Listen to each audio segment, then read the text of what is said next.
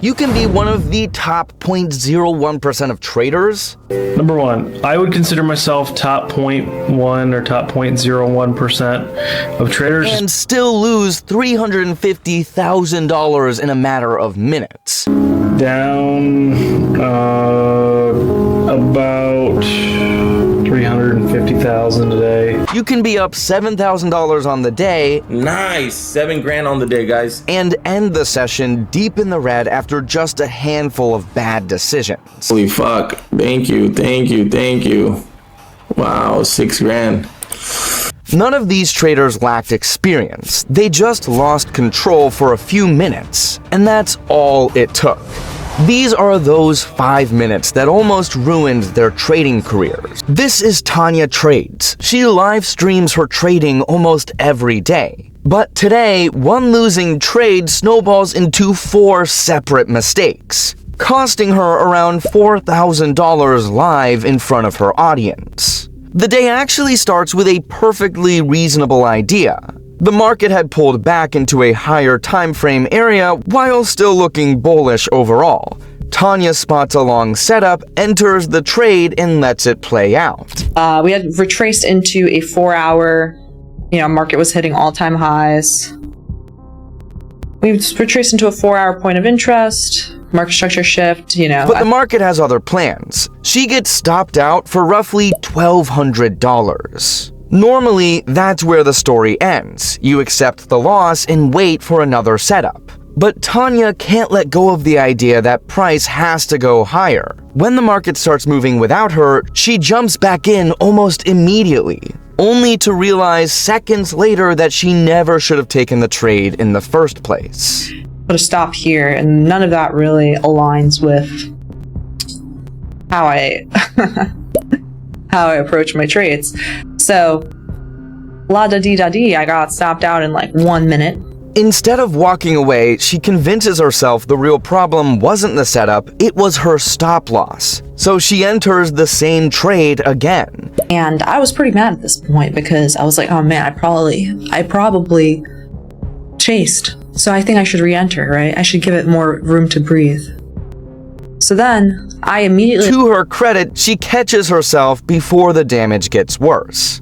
Rather than hoping the market turns around, she manually closes the position early for only a fraction of her normal loss. It's one of the few disciplined decisions she'll make all session. Because I was like, you know what? I'm not in the right frame of mind. I have to reset. But the lesson doesn't stick. A few minutes later, she finds herself taking the same trade again. To recuperate, because my mind was starting to get just foggy. So I had to just wait. I was like, okay, I'm going to wait for more price action, and then I'll figure out whether I want to re-enter for real. And that's what basically happened. I entered one last time here, and I'm pretty happy with, again, exiting this with a smaller loss. Eventually, she accepts that she should have never been in those trades to begin with. Because if I had been calm, cool, and collected, right, in the past, I'm like, all right, it's fine if I don't get an entry. It could leave without me. I'll find another trade, right? This time, it was not like that. I just chased. By the end of the live stream, Tanya has lost roughly $4,000. But instead of hiding the loss, she leaves her audience with one final reminder about emotions and knowing when to walk away. I think it's important, in those moments to recollect yourself. So all in all, it's like, okay, the first trade that I didn't like, right? The one where I chased, that was out of control. But the other losses were pretty controlled losses. And so that's what you have to think about. Is this loss controlled? For Tanya, a single bad trade ruined the entire day. This next trader, however, was up $7,000 for the day, but still somehow managed to end the day in a... This is Dannystrades, a futures trader and founder of an online trading community. He claims to have set a record at the Top Step prop firm by making $120,000 in just 4 days. But today, that record won't matter, because in just a matter of minutes, he'll turn a winning session into a losing one. Now, obviously, I haven't lost a single day this week. That's about to change very soon. Like many trading creators, Danny spends the first few minutes of the live stream answering questions from viewers and talking about trading. In other words, promoting his community. What peptides? Once the market opens, everything goes almost perfectly. One clean trade. All right, there you guys go. That's full TP right there. I'm out. Boom. First trade of the day. Yeah, we ain't going red today. Guys, we ain't going red today. Again, Then another. White level's about to hit. Okay, I'm gonna take it. I'm out. Nice. 2,600 on the day right now. All right, we hit that white level, so I took it. Another. Oh, nice. I'm out. Whoa, $4,000 on the day. And another one. I'm gonna just play a very tight stop on this. Actually, I don't even need to risk that much. Because if we're gonna pop here or level 1. So I'm gonna put a stop down at 27,862.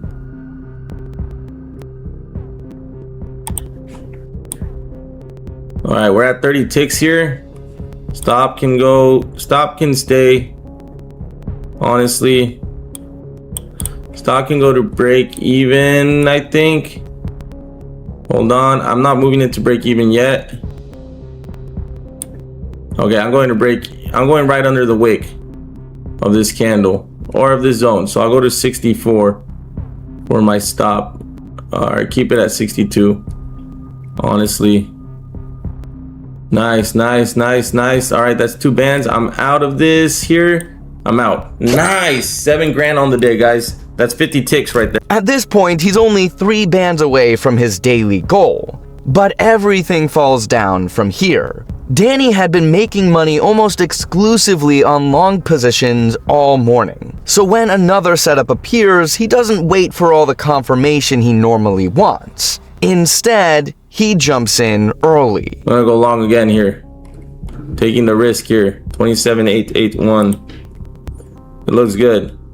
I'm gonna go for 30. Just a $1,000 win, because then all I need is a 50 tick win and then we're good. I'm gonna play it all the way up there. 30 tick stop. I'm not gonna put a hard stop on this. I'm gonna put a hard stop at 50. 50 ticks.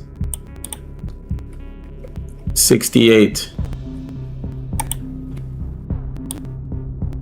Danny then explains his mistake. That was a dumb trade. See, that's the shit I do when I'm up big on the day. You know, that was so random. There was like no reason for me to long there. But then he makes another one by going short without much market confirmation. All right, we're just breaking past level 1 here. I'm going to start going short here. He ends the trade early to minimize his loss, but once again calls it a dumb move. Past level 1, I went in right away just because I'm up on the day. But that's why I told you guys to stop, you know. I start doing dumb shit like this, I should just call it a day, you know. But again, I like to do this for you guys. That was a little stupid of me. Sorry about that. We didn't even break past that level. Normally, that's where you slow down. But Danny flips his bias completely. He jumps into a short position only to realize almost immediately that it was a bad decision. There's actually a play here. There's just no play right now because we haven't broken the level. But all right. Looks like we will enter the longs here. I'm gonna go long, risk my profits. Was that stupid too? We didn't even break yet. We didn't break, huh? No, we didn't. Trend zone. Dang it, dude. I'm playing retarded as fuck right now. All those good trades just to waste them on bad trades. All right, we might break though here. Let's hope we break here, guys, to the top. 62. This is my stop right now. Looks like we're gonna break the bottom. See, this is the thing I talk about. I keep doing shit like this. This is the 3rd time I do something like this. Don't wait for confirmation. I don't wait for confirmation. I deserve this. Honestly, I deserve this. You guys can laugh at me all you want. I made you guys money though. I did tell you guys to stop too. Let's just stop. But if I lose this trade, I deserve it. 100% deserve this shit. And just like that, Tilted he has lost all of his profits for the day. Tilted as fuck. I did the most random 3 trades and lost all my profits. I deserve it. I was doing so good. Yeah, I deserve it. We didn't even break nothing. I don't even know what I'm doing right now. Yeah, I'm gonna take the L here. Back in the red. The good thing is that I can still go up. I mean, I'm not down bad. But you see, now we broke level 1. Now we gotta close under it. We're breaking it. See? Yeah, see? There you go. That's how you blow your profits, guys. In less than 10 minutes, he goes from being just $3,000 away from his goal to finishing the day over $1,000 in the red. But he's still not done. You know, I'm just sending it. I'm getting long. Even though the shorts are coming in. 27,865. I'm preparing for MOC here. But guys, let this be a lesson to you guys. When you're up, stop. I was up all week this week. But he still decides to take another long. Unfortunately, the market teaches him the lesson anyway. Today was my only tilt day this week, which is amazing. Fuck yes. Lose my 6 grand here, guys. Holy shit, maybe 7 grand. Funny enough, the next trader spends almost 30 minutes explaining why he shouldn't take a trade, but then he takes it anyway. This is TJR Trades, a Forex trader who regularly risks 6 figures per trade. After making over $120,000 earlier in the week, today looks like it might be another easy session. The London session opens, and surprisingly, TJR isn't eager to trade. After the recent Iran-Israel ceasefire, he expects a slower market with fewer headline-driven moves. In fact, he tells his stream he doesn't even want to take a trade. I don't really want to take a trade today. Obviously, we'll get on here, and if price shows us some good stuff, then we'll definitely take something. But I'm more leaning on the side of let me not take. And for a while, he sticks to that plan. Over the next several minutes, he does nothing but analyze the market. He compares the Nasdaq with the S&P 500, studies liquidity, watches market structure develop, and repeatedly rejects potential setups because they don't meet his trading criteria. So NASDAQ has taken out both of these lows. ES has not yet taken out London lows. We made relative equal lows though, so we should be taking it out pretty soon. Even after several more minutes pass, nothing convinces him to pull the trigger. So we broke structure to the upside on the 1 minute. That's great, but that's not enough for me to take a trade because we could very well just be gearing up to go low. Eventually, the market starts drifting toward the setup he'd been waiting for. TJR notices what traders call a bullish SMT. Basically, 2 markets that normally move together suddenly disagree. One makes a new low while the other doesn't, which can sometimes hint that sellers are beginning to lose momentum. But even that isn't enough. He explains that he still wants more confirmation before risking any money. Okay, potential bullish SMT here. I'm not gonna lie, if we get a bullish SMT on NASDAQ, could low-key long that bitch, fuck it. Just de-risk a little bit. It's kind of what I'm thinking. A de-risked long.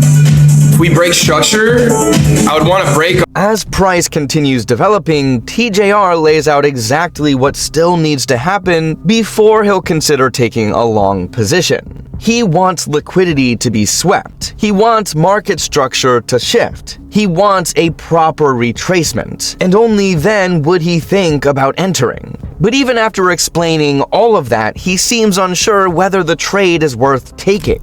See, actually, I'm not sure, because if we break structure here, I don't know how, because we just closed underneath this low. I don't know if I would like that. I would want us to break structure, and then I don't want to long after we break here. I would want to break.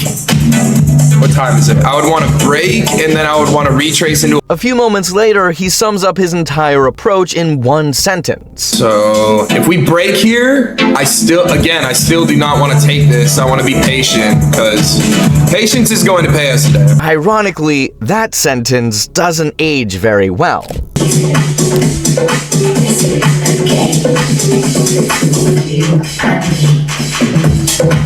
But minutes later, he completely ignores his own decision and goes long. This is, to be honest, very risky. But, long that bitch, fuck it. I guess. Kind of a risky, crazy ass trade if you... When someone in chat asks what he based the trade on, TJR jokes, Enter off of hopes and dreams, bro. Genuine hopes and... The joke lasts about a minute. Then the market proves him right for all the wrong reasons. He's stopped out for a $38,000 loss. To his credit, TJR immediately admits what went wrong. Here on yes. Just entered a little bit premature. But even after recognizing the mistake, he doesn't change his overall idea. He still believes that the market wants to move higher, so after another small pullback, he enters another long. What happens? This could go horribly or well. Once again, it's only after entering that second trade that he starts talking about the confirmation he should have waited for in the first place. Realistically, I should have waited for a 1 minute break of structure to the upside. This time, the market doesn't immediately stop him out. Instead, it traps him in something arguably worse, a painfully slow range. Bruh, we gotta get a break.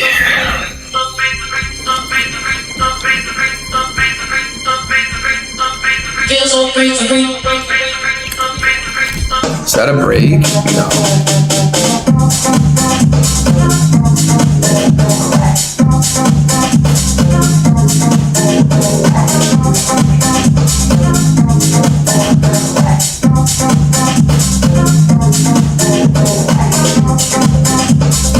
Range. For nearly 10 minutes, price drifts sideways while chat repeatedly tells him to move his stop, close the trade, or just walk away. He ignores every suggestion because none of those decisions were part of his trading plan. Close the trade? Nah, I mean, if I get stopped out, I get stopped out. I know the risk that I took. He keeps waiting for the breakout he believes is coming. It never does. Instead, the market finally breaks in the opposite direction and stops him out. And take me out. Bang! There we go, I'm out. Wait. I get lost when I look in your eyes. Wait. I guess I'm a liar if my real desire is being the one. There we go, now I'm out. In the end, TJR loses over $84,000 in just 2 trades, both of which could have been avoided. The irony is that TJR's market analysis wasn't necessarily the problem. His biggest mistake was abandoning the patience he'd preached for the first 30 minutes of the live stream. The next trader, however, proves something every trader eventually learns the hard way. Being right about the direction doesn't mean you'll make money. This is Brad. Most days he makes good trades, but today isn't one of those days. The London session had just opened when Brad spotted what looked like an A+ short setup on GBP and JPY. The market had already shown heavy selling pressure, and he believed price was about to sweep the liquidity sitting beneath the recent lows. Everything seemed to line up. Judging by the market structure, obviously we can see price is in that pullback phase right here, and it just seems like there's not enough liquidity for price to continue going up. So as a result, it needs to come down, mitigate maybe this extreme demand zone right here that swept liquidity, and also sweep all the available liquidity below this low and also below this low. He entered the short position, placed his stop loss above what he believed was the protected high, and confidently walked his audience through exactly why the trade should work. And then as for the stop loss, we are potentially placing it above this high right here. Right, you can see this is the last somewhat protected high that was created on the 1 minute time frame itself. Right, price came down, pullback, comes down, sub liquidity, and then start dumping like crazy.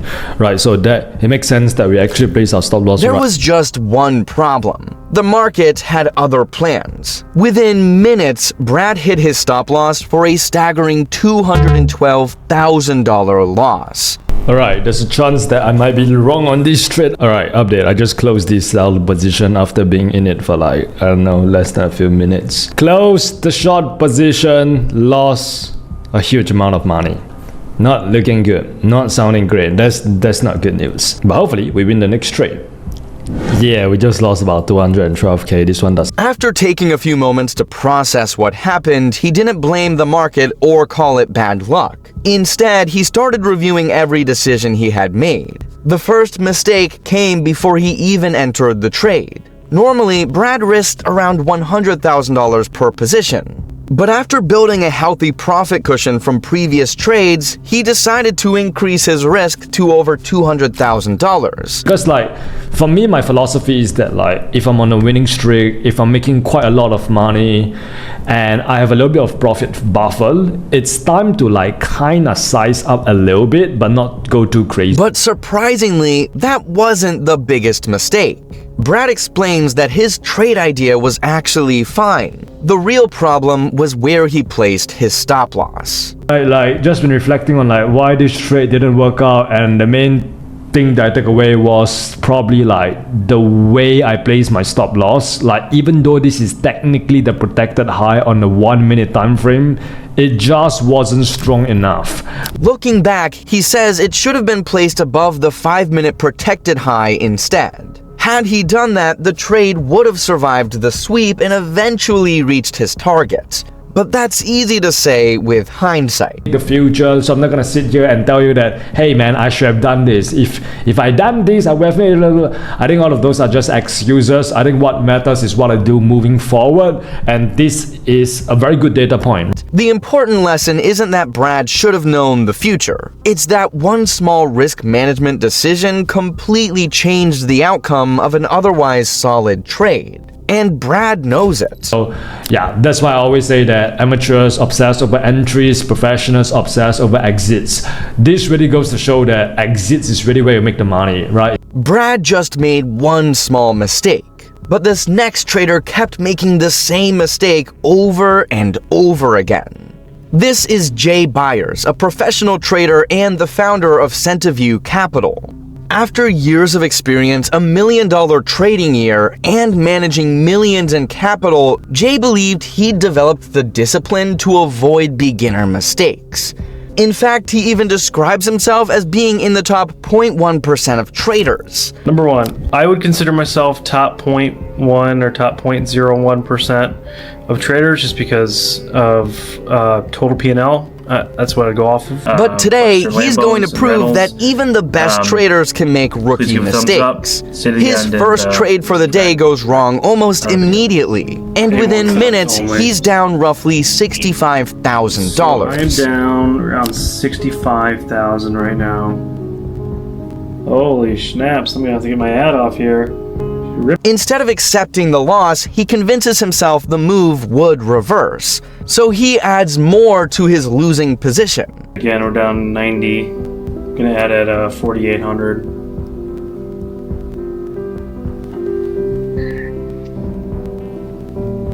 Hopefully. The problem is, the market doesn't care what you believe. Instead of bouncing, it keeps moving against him. His loss grows to nearly $90,000, but Jay still sticks to his initial observation and doubles down again. One more time.